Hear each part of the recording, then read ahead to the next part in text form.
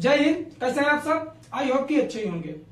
देखिए आज का जो वीडियो है इसमें हम लोग बात करने वाले हैं विश्व पोषण स्तर के बारे में। यहां से जितने भी क्वेश्चन आएंगे, अगर ये वीडियो आप लोग शुरू से लास्ट तक देख लेते हैं तो कोई भी आप लोगों का ऐसा क्वेश्चन नहीं होगा जो छूटने वाला है। विश्व खाद्य कार्यक्रम एक्चुअल में होता क्या है और इसके बारे में हमें पढ़ना जरूरी क्यों है। अगर आप लोग यूपीएससी स्टेट पीसीएस की प्रिपरेशन कर रहे हैं और उसमें आपके इंटरनेशनल रिलेशनशिप पूछता है, कोई भी आपका वनडे एग्जाम हो, तो उसके लिए वीडियो आपके लिए मोस्ट इंपॉर्टेंट होने वाला है। इसलिए आप लोग वीडियो में लास्ट तक बने रहेंगे। जो लोग नए हो चैनल को सब्सक्राइब करें, बेल आइकन प्रेस करें, जिससे कि कोई भी वीडियो आए उसकी नोटिफिकेशन सबसे पहले आपको मिले। तो चलिए बिना किसी देरी के वीडियो की शुरुआत करते हैं। चैप्टर का नाम क्या है? विश्व खाद्य कार्यक्रम। विश्व खाद्य कार्यक्रम, ठीक है। अगर हम लोग इसे बात करें इंग्लिश में क्या बोलते हैं तो वर्ल्ड फूड प्रोग्राम, और शॉर्ट फॉर्म में इसे बोलते हैं WFP। WF और P, वर्ल्ड फूड प्रोग्राम, ठीक है। तो सबसे पहले हम लोग जानेंगे कि इसकी स्थापना क्यों की गई और आज तक के जो इतिहास में इसने अपना कौन सा ऐसा योगदान दिया। आप लोगों ने लेटेस्ट में अगर करंट अफेयर देखा होगा तो 2020 का नोबेल पुरस्कार शांति के क्षेत्र में इसे प्रदान किया गया है। तो क्यों प्रदान किया गया, इसने कौन से ऐसे कार्य किए या फिर किस तरह से यह कार्य करता है, बेसिक चीज हम लोग लेकर चलेंगे। सबसे पहले देखेंगे कि इसकी स्थापना कब होती है।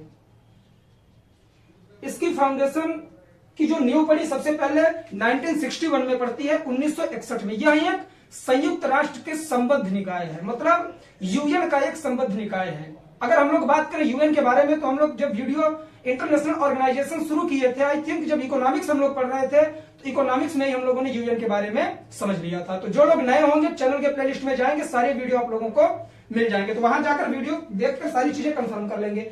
आज इसके स्पेशली तौर पर हम लोग बात करने वाले हैं। स्थापना हुई 1961 में, इसकी स्थापना की गई। अगर बात करें कि इसकी स्थापना होती किस जगह पर है, काफी सारे छोटे एग्जाम्स में क्वेश्चन बनता है, जैसे एसएससी, बैंक, रेलवे या फिर आपका एनटीपीसी का एग्जाम हो गया, तो उसमें क्वेश्चन पूछता है, कोई भी ऑर्गेनाइजेशन देगा उसके स्थापना के बारे में पूछ लेगा कि कौन से सन में उसकी स्थापना हुई या फिर उसके प्रमुख कौन है, और आगे जाएगा तो उसका हेडक्वार्टर पूछेगा, या फिर जब इसकी स्थापना की गई तो कौन से जगह पर की गई यह पूछ लेता है। तो ये सारी चीजें मैं आप लोगों को बेसिक तौर पर बताऊंगा। फिर वीडियो में हम लोग बात करेंगे किसके बारे में, जैसे इसकी स्थापना हुई, उद्देश्य क्या था, इसने कार्य क्या किया और प्रेजेंट टाइम में भारत से इसका क्या संबंध है। अगर हम लोग बात करें किसके बारे में, WFP के बारे में, तो यहाँ भारत में 1963 से कार्य कर रहा है। जब इसका फाउंडेशन हुआ 1961 में, तो उसके बाद से दूसरे साल से भारत में कार्य करने लग गया। और भारत में यहाँ कौन सा कार्य करता है, जैसे कि विश्व स्तर पर इसका जो मेन मोटिव रखा गया कि अगर किसी भी देश में युद्ध की स्थिति बनती है या फिर कोई भी आपातकाल आता है, इमरजेंसी लगती है, तो उसमें यह भूखमरी से पीड़ित लोगों की हेल्प करता है। मतलब भूखमरी में यह क्या करेगा, पूरी तरह से अपना योगदान देगा और वहां पर खाद्यान्न की व्यवस्था करेगा। जैसे कोरोना की महामारी आई थी तो विश्व स्तर पर इसने बहुत बढ़िया काम किया है। जैसे कि काफी सारी कंट्रीज ऐसी हैं जहां पर इसने खुद जाकर वहां पर अपनी संस्था की तरफ से फूड वहां पर उपलब्ध करवाया था। तो इस वजह से इसे 2020 का नोबेल प्राइज पुरस्कार दिया गया है। मोस्ट इंपॉर्टेंट है, आप लोग याद रखेंगे। नोबेल के बारे में अगर आप लोगों को जानना है तो जो कल का वीडियो आएगा उसमें हम लोग नोबेल प्राइज के बारे में ही बात करेंगे कि 1901 से यह देना प्रारंभ किया गया, किसके नाम पर दिया जाता है और कितने क्षेत्रों में दिया जाता है। तो कुल 6 क्षेत्रों में नोबेल प्राइज दिया जाता है। 2020 का जो नोबेल का शांति पुरस्कार है वर्ल्ड फूड प्रोग्राम को ही दिया गया है। मोस्ट इंपॉर्टेंट है, करंट से रिलेटेड था, इसलिए यूपीएससी के एग्जाम में भी आने की पूरी संभावना है। अब हम लोग बात करेंगे इसके स्थापना के स्थान के बारे में कि जब इसकी स्थापना हुई तो वह जगह कौन सी थी। आप लोगों ने सुना होगा कई जगहों पर रोम, इटली में रोम पड़ता है, ठीक। तो रोम में इसकी स्थापना की गई थी। कहां पर? रोम में इसकी स्थापना की गई थी। और जब इसकी स्थापना हुई तो इसमें 2 संस्थान थे, किसके? यूनियन के 2 संस्थानों ने मिलकर इसकी स्थापना की थी, जिनकी भी राजधानी हेडक्वार्टर उनका कहां पर है, रोम में ही है। पहले बात कर लेते हैं इसके हेडक्वार्टर के बारे में। मुख्यालय इसका कहां है? मुख्यालय, तो इसका मुख्यालय पड़ता है कहां? रोम में ही, जहां इसकी स्थापना की गई थी, ठीक है। चीजें बहुत ईजी हैं, एक दूसरे से जोड़कर आप लोग याद करेंगे तो याद करने की जरूरत नहीं पड़ेगी। वीडियो लास्ट तक देखिए, कोई भी कंफ्यूजन हो रहा है तो जिस तरह से आप लोग कमेंट बॉक्स में कमेंट फिल करते हैं, कर सकते हैं, जितना हो सकेगा आप लोगों की हेल्प की जाएगी, ठीक है। रोम कहां पर पड़ता है? इटली में, ठीक। चलिए 3 पॉइंट हो गया मोस्ट इंपॉर्टेंट। अगर हम लोग आगे इसकी बात करें कि इसको नोबेल प्राइज कब दिया गया। मोस्ट इंपॉर्टेंट क्वेश्चन है, मैं इसे हाईलाइट करूंगा और आप लोग याद रखेंगे, ठीक है। नोबेल का शांति पुरस्कार इसे दिया गया है, कौन सा, पीस में। और यह कब प्रदान किया गया था, तो यह दिया गया 2020 के लिए, ठीक है। मोस्ट इंपॉर्टेंट है, मैं इसे ब्रैकेट में कर दूंगा। जिस तरह से आप लोग पिछले दिनों में नोट्स प्रिपेयर कर रहे हैं, सेम तरह से और वही स्ट्रेटेजी अपनाकर नोट्स प्रिपेयर करिए। काफी सारे स्टूडेंट्स ऐसे हैं जिनका कमेंट आया कि सर एनटीपीसी का एग्जाम था, बहुत सारे क्वेश्चन आपके वीडियो से मिले हैं। तो जी हाँ, ये जो वीडियोस आते हैं वो प्रीवियस ईयर के पेपर, साथ ही यूपीएससी हो या फिर स्टेट पीसीएस हो या कोई भी वनडे एग्जाम हो, उसके लिए आप लोगों के लिए इंपॉर्टेंट होने वाला है। तो इस वजह से वीडियो को लास्ट तक देखा करिए, ठीक है। नोबेल का शांति पुरस्कार 2020 में दिया गया, इसे क्लियर। आगे बढ़ेंगे, हम लोग बात करेंगे कि इसकी प्रकृति क्या है, यह क्यों स्थापित किया गया, इसकी प्रकृति क्या है, यह क्या कार्य करता है। तो दुनिया में सबसे बड़ा, यह चीज याद रखेंगे कि इसके जो इनकम का स्रोत है कोई नहीं है, कोई वैधानिक तौर पर कुछ ऐसी चीजें नहीं निर्धारित की गई हैं कि इसके इनकम से रिलेटेड हो। इसमें किसी भी तरह का कोई स्रोत नहीं है, चाहे व्यक्ति हो या कोई संस्था हो, इसमें क्या कर सकता है, डोनेशन कर सकता है बस, ठीक। तो इस वजह से यह क्या है, दुनिया में सबसे बड़ा मानवीय सहायता कार्यक्रम है। दुनिया में सबसे बड़ा मानवीय सहायता कार्यक्रम, दुनिया में सबसे बड़ा, दुनिया में सबसे बड़ा मानवीय सहायता कार्यक्रम है। कौन सा, सहायता कार्यक्रम। इसी बात से आप लोगों को क्लियर हो गया होगा कि जो इसके इनकम का स्रोत है वह सिर्फ व्यक्तियों से है, कोई वैधानिक संस्था नहीं है कि इसकी हेल्प करे या इसमें डोनेशन करे कुछ, ठीक है। तो ये चीज आप लोग क्लियर कर लेंगे। प्रकृति के बाद हम लोग आगे बढ़ेंगे, एक दो पॉइंट इसमें है, सब पॉइंट ऐसे करके हम लोग प्रकृति में लिख लेंगे। क्या लिखेंगे, आपातकाल की स्थिति में लोगों को भुखमरी से बचाना, क्योंकि यह भुखमरी के लिए ही लाया गया है। और कोरोना काल में आप लोगों ने देख ही लिया, नोबेल का पुरस्कार दिया गया इसे। तो मेन पॉइंट क्या आया, आपात स्थिति में लोगों को भुखमरी से बचाना। आपात स्थिति में लोगों को भुखमरी से बचाना। कहां से, भुखमरी से बचाना। अगर साथ ही और बात करें हम लोग तो क्या कहलाता है यह, जो खाद्य की सहायता होती। देखिए भुखमरी का आशय ही यह है कि खाद्य की आपूर्ति नहीं हो पा रही है, तो भुखमरी दूर कैसे होगी। अगर कोई भी व्यक्ति मान लीजिए कि प्रत्येक दिन का उसका वो खाना खा रहा है, जैसे कि आम आदमी पर लेकर चलिए, अगर किसी भी व्यक्ति का जो आहार है वह कितना है, 2 रोटी खाना है, अगर उसे 1 रोटी मिल रही है तो वह क्या होगा, कुपोषित हो सकता है। तो अगर हम लोग उसे पूरी तरह से खाद्यान्न अवेलेबल करवाएंगे तो वह कुपोषित भी नहीं होगा। तो सेकंड पॉइंट निकल के क्या आया कि कुपोषण के स्तर में कमी, ठीक। सेकंड पॉइंट यहां हम लोग लिख लेंगे, या फिर ऐसे लिख सकते हैं, कुपोषण को कम करना, कुपोषण को कम करना, ठीक है। ये पॉइंट हो गया, प्रकृति से रिलेटेड यह चीज हो गई। इसे आप लोग नोट डाउन करिए, फिर मैं रफ करके आगे की चीजें लिखता हूं जो आप लोगों के एग्जाम के पॉइंट ऑफ व्यू से मोस्ट इंपॉर्टेंट है। तो इस वजह से सारी चीजें आप लोगों को लिखना है। आप सबको पता है, जितने पिछले वीडियो में चीजें वही मैं देता हूं आप लोगों को जो क्या करें आपके एग्जाम में आए, ठीक। तो इस वजह से इसे नोट डाउन करिए आप लोग जितनी जल्दी हो सके।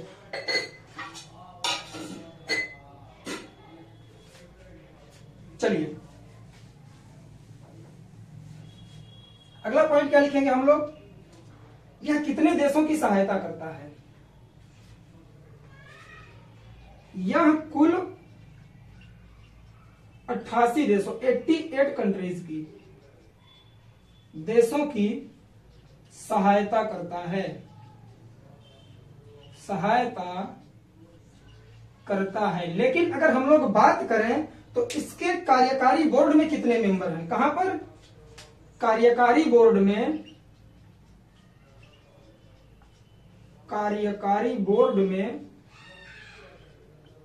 कुल 36 मेंबर है, ठीक, जिसके माध्यम से इसका पूरा कार्यभार देखा जाता है। और अगर हम लोग आगे बात करें कि इसके प्रमुख कौन है, इसका हेड कौन है, तो हेड कौन है इसका, डेविड विजली।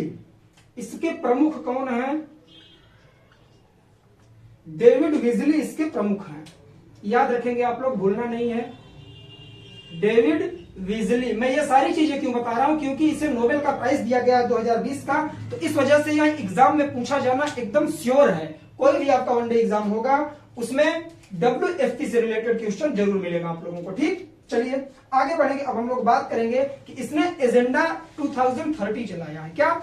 एजेंडा 2030। एजेंडा 2030 का आशय यह है कि 2030 तक विश्व में जितने भी ऐसे देश हैं, या फिर आप कोई भी सिटी ले लीजिए जहां पर क्या है भूखमरी की समस्या है, उसे दूर करना इसका एजेंडा बन गया है। कब का? 2030 में, 2030 तक इसका एजेंडा 30 करके हम लोग लिखेंगे। क्या है? एजेंडा 2030। इसमें क्या है? विश्व में पूरी तरह से भूखमरी को खत्म करना, ऐसे करके लिखेंगे। विश्व स्तर पर भूखमरी को कम करना या भूखमरी खत्म करना इसका एजेंडा है। ठीक है, ये चीज आप लोग याद रखेंगे। मैं बार बार रिपीट कर रहा हूं, नोबेल प्राइज मिला है, क्वेश्चन आना लाजमी है, वीडियो को स्किप नहीं करेंगे, सही तरीके से देखेंगे आप लोग। चलिए अब हम लोग बात करेंगे इसका उद्देश्य क्या था। ठीक, उद्देश्य के बारे में बात करेंगे, उसके लिए फिर मैं रफ करता हूं, आप लोग नोट डाउन कर चुके होंगे। चलिए, मेन मोटिव क्या था इसके स्थापित करने का। ठीक, एक एक करके लिखेंगे, चीजें क्लियर होंगी। पहला पॉइंट लिखेंगे उद्देश्य में। पहला पॉइंट क्या है? आपातकालीन सहायता के लिए पुनर्वास एवं विकास सहायता। क्या? आपातकालीन सहायता के साथ साथ पुनर्वास एवं विकास सहायता। क्या? पुनर्वास एवं विकास सहायता। ठीक है, ये क्या है? इसका मोटिव रखा गया है कि ये जरूरी नहीं है कि यह केवल आपातकालीन सहायता ही करेगा। जैसे कोई भी व्यक्ति विस्थापित होता है, कहीं बाढ़ आ जाता है, फ्लड आ जाती है, या फिर आगजनी हो जाती है, कुछ भी होता है, और व्यक्ति क्या होता है, पूरी तरह से उसका जो आवास है नष्ट भ्रष्ट हो जाता है। ठीक, तो उसके लिए क्या करेगा? पुनर्वास की भी व्यवस्था करेगा। कौन? WFP, world food programme. ठीक है, चलिए आगे बढ़ेंगे, नेक्स्ट पॉइंट पर बात करेंगे हम लोग। दूसरा इसका उद्देश्य क्या रखा गया? इसमें क्या है? जो यह कार्य करता है उसका 2/3 कार्य किसके उपलक्ष्य में? संघर्षरत देशों में करता है। किसमें? संघर्षरत देशों में करना। संघर्षरत देश का मतलब यह है कि जहां पर युद्ध की स्थिति बनी है, या फिर भूखमरी फैली है, या फिर कोई भी ऐसा प्राकृतिक आपदा आई हुई है, जैसे बाढ़ हो, सूखा हो, आगजनी हो, इस वजह से अगर कोई भी प्रॉब्लम हो रही है तो उन कंट्रीज में यह कार्य करता है। अपने कुल कार्य का 2/3 हम लोग बोल सकते हैं, 2/3 कार्य संघर्षरत देशों में करता है। ठीक, क्लियर? आगे बढ़ेंगे हम लोग। अब बात करेंगे कि इसकी यह 2 संस्थानों के साथ मिलकर कार्य करता है। वो संस्थान कौन कौन से हैं? तो वो यूएन के ही मेंबर हैं। ठीक, यूएन के ही संबद्धकारी निकाय हैं, क्योंकि यह भी यूएन का एक खुद संबद्धकारी निकाय है। इस वजह से यह 2 संबद्धकारी निकायों के साथ कार्य करता है। तो वो 2 संबद्धकारी निकाय कौन कौन से हैं उसे हम लोग यहां से लिखने वाले हैं। तो पहला निकाय कौन सा है? खाद्य एवं कृषि संगठन। कौन सा? खाद्य एवं कृषि संगठन। अगर हम लोग इसे बोले तो क्या कह सकते हैं? FAO, food and agricultural organisation. खाद्य एवं कृषि संगठन कार्य क्या करता है?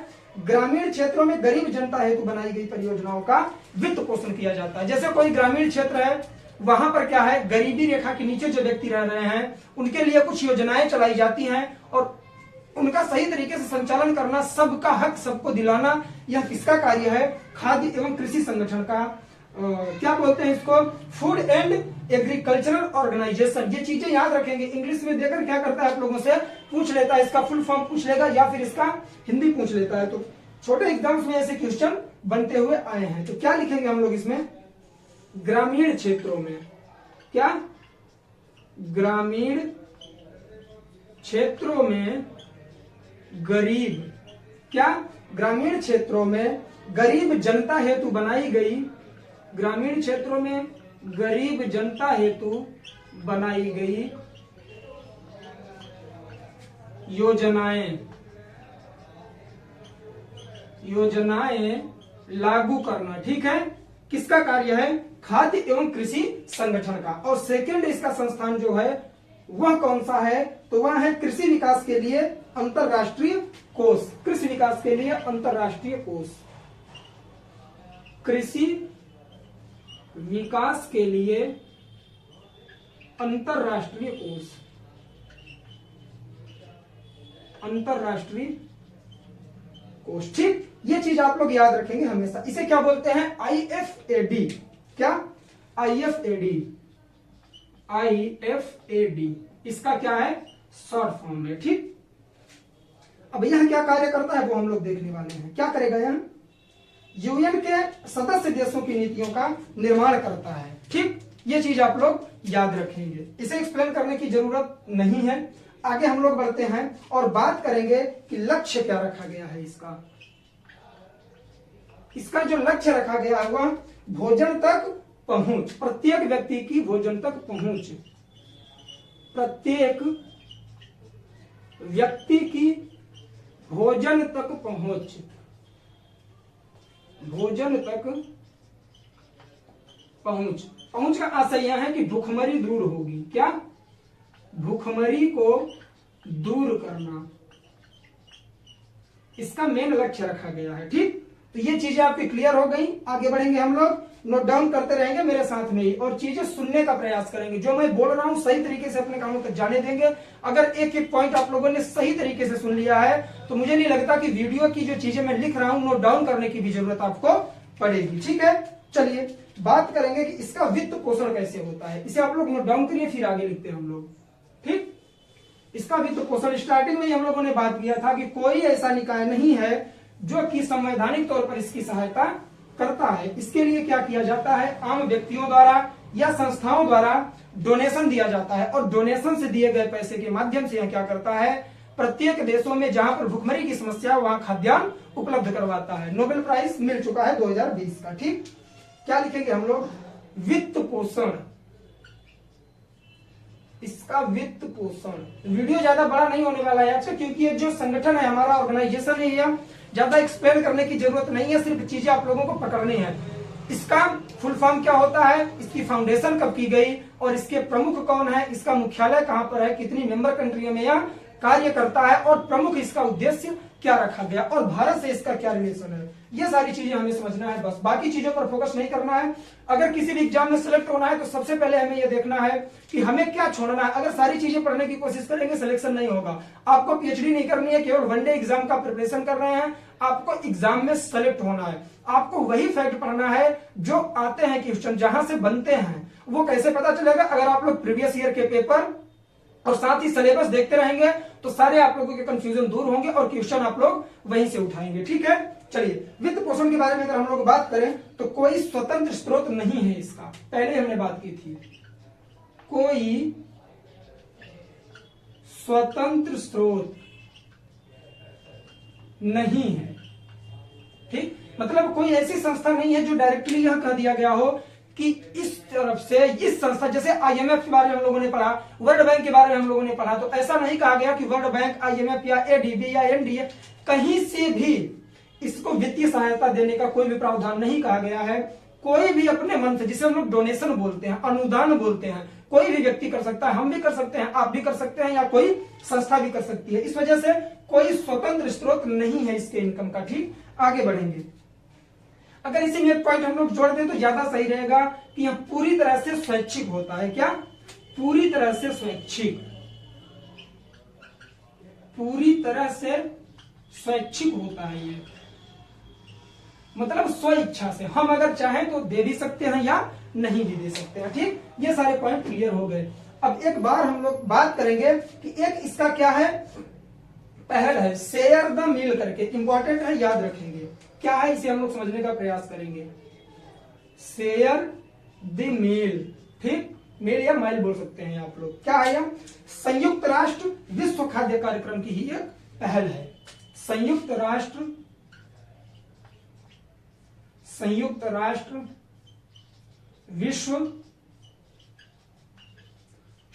राष्ट्र विश्व खाद्य कार्यक्रम की ही पहल है, कार्यक्रम की पहल है। अब बात करेंगे इसके तहत होता क्या है कि यहाँ एक ऐप लॉन्च किया गया था। कब? 2015 में शेयर द मील करके एक ऐप लॉन्च किया गया था 2015 में। क्या होता है कि इसमें आप अपना रजिस्ट्रेशन कर सकते हैं और इस संस्था को डोनेशन कर सकते हैं, कुछ पैसे आप डोनेट कर सकते हैं इसके लिए। इसकी वजह से share the meal app launch किया गया था। यहीं पर हम लोग नोट करके ब्रैकेट में लिख लेंगे कि यह एक प्रकार का ऐप है, ठीक, एक प्रकार का ऐप है, ठीक। इससे क्या होता है? डोनेशन। आप इसमें अपना रजिस्ट्रेशन करके इसे कुछ पैसे डोनेट कर सकते हैं, जिसके माध्यम से या दूसरों की हेल्प कर सके, ठीक। चलिए, इतने इंपॉर्टेंट फैक्ट थे। अब हम लोग बात करेंगे कि WFP और भारत का क्या संबंध है। तो इसकी स्थापना हम लोगों ने कब देखा? 1961 में। और भारत इसमें कब जुड़ा है? तो 1963 में जुड़ा है। ज्यादा सारी चीजें नहीं है, एक दो चीजों पर कार्य करता है, उसे हम लोग समझने का प्रयास करेंगे। भारत तथा WFP, भारत तथा विश्व खाद्य कार्यक्रम, वर्ल्ड फूड प्रोग्राम, इसमें क्या है?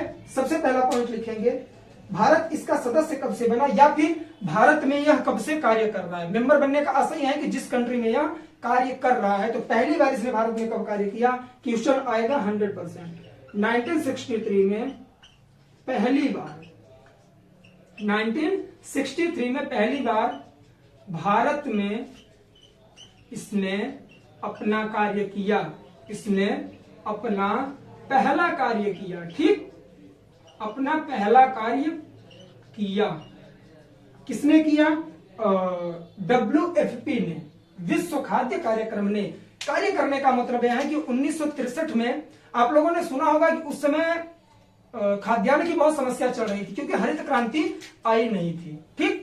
तो इसी के माध्यम से ही हरित क्रांति लाई गई थी और भारत को पूरी तरह से खाद्यान्न उत्पादन में आत्मनिर्भर बनाया गया था, ठीक। तो ये बहुत बड़ी उपलब्धि थी और इसमें बहुत सारा योगदान किसका था?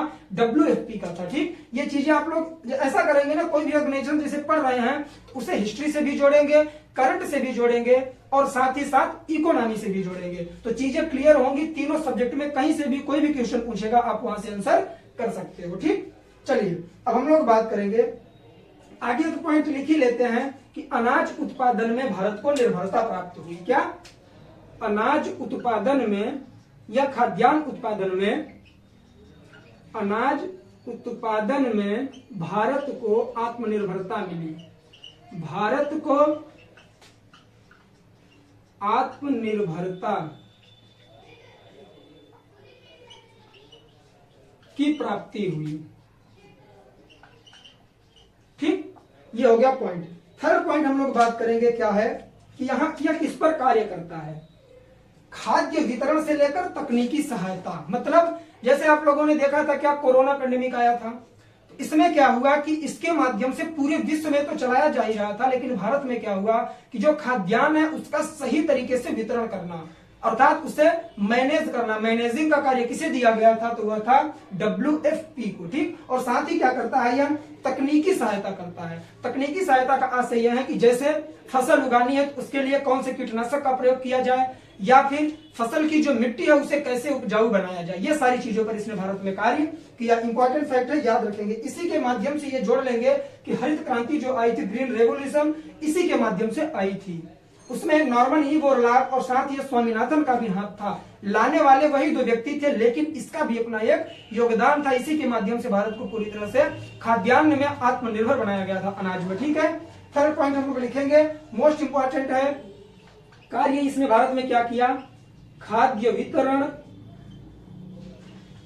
वितरण से लेकर तकनीकी सहायता, खाद्य वितरण से लेकर तकनीकी सहायता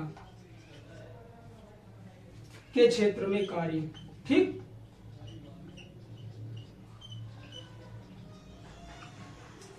तो इतनी सारी चीजें थी किससे रिलेटेड? WFP से, वर्ल्ड फूड प्रोग्राम से, विश्व खाद्य कार्यक्रम। आई होप कि ये चीजें आप लोगों को क्लियर हो गई होंगी। मैंने पहले ही बोला था कि आज का वीडियो 15 से 20 मिनट का होने वाला है, क्योंकि इसमें बहुत बड़ी संस्था नहीं थी। मैं तो सोच रहा था कि इसकी सिर्फ फाउंडेशन, मेंबर कंट्री और इसके हेड के बारे में, हेडक्वार्टर के बारे में बताकर वीडियो में खत्म कर देता, लेकिन मैंने सोचा कि इसे नोबेल प्राइज दिया गया तो क्यों ना इसकी ऐतिहासिक पृष्ठभूमि भी हम लोग देख लें, इसके कार्य को देख लें, इसका उद्देश्य क्या है और यह किन देशों में ज्यादातर सहायता करता है और क्यों किया जाता है, ठीक, और इससे इसे क्या फायदा होता है, सारी चीजें हम लोगों ने एक वीडियो के माध्यम से समझ ली है। आई होप कि आप लोगों को ये वीडियो पसंद आया होगा। अगर वीडियो पसंद आए दोस्तों में शेयर करिए, नए हो चैनल को सब्सक्राइब करिए और बेल आइकन प्रेस करिए, जिससे कि कोई भी वीडियो आए उसकी नोटिफिकेशन सबसे पहले आपको मिले। तो आज के लिए बस इतना ही, मिलेंगे नेक्स्ट वीडियो में, तब तक के लिए जय हिंद, जय भारत, बाय बाय।